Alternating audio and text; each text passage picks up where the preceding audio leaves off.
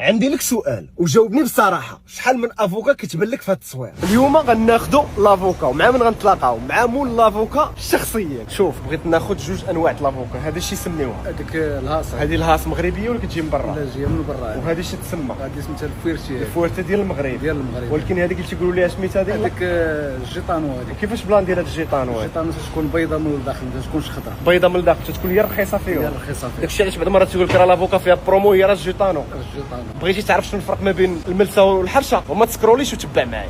ديما كنقول لك استهلك فاكهه الموسم، وهذه راه من بين الفواكه ديال الموسم. لافوكا كاينه الحرشه اللي كتسمى الاس، ما تمشيش بالك بعيد الهاص، وكاينه لافوكا الملسه اللي كتسمى الفويرتي. شنو الفرق بيناتهم من ناحيه ديال التركيبه الغذائيه والتغذويه؟ الهاص فيها دهنيات صحيه اكثر من الفويرتي، هذه تقريبا كتمشي حتى 15 غرام ديال الدهنيات الصحيه، خصوصا لوميغا 9 اللي مزيان للقلب. هذه كتكون فيها واحد ل 10 11 حتى 12 ديال الغرامات ديال الدهنيات، 77% تقريبا ديال الماء هنا و70% ديال الماء كاينه في الهاص. بجوجهم فيهم لا فيتامين او اللي هو مزيان للبشره ديالنا، فيها البوتاسيوم. حرشه ولا ملسه خاصني نستهلكها، هذه كتمشي مزيان في الكواكامول في الصلاصات ديال لافوكا. علاش؟ حيت دهنيه، هذه تقدر تاخذها غير مقطعه في لي سالاد، وهذه راه ناقصه شي شويه من السعرات الحراريه. على هذه استهلك ليا لافوكا في هذه الوقيته، غتقوي لك المناعه وتعطيك دهنيات صحيه اللي غتساعد في الامتصاص ديال الفيتامينات. بارطاجي لي هذه المعلومه مع اصحابك واكيا وربي.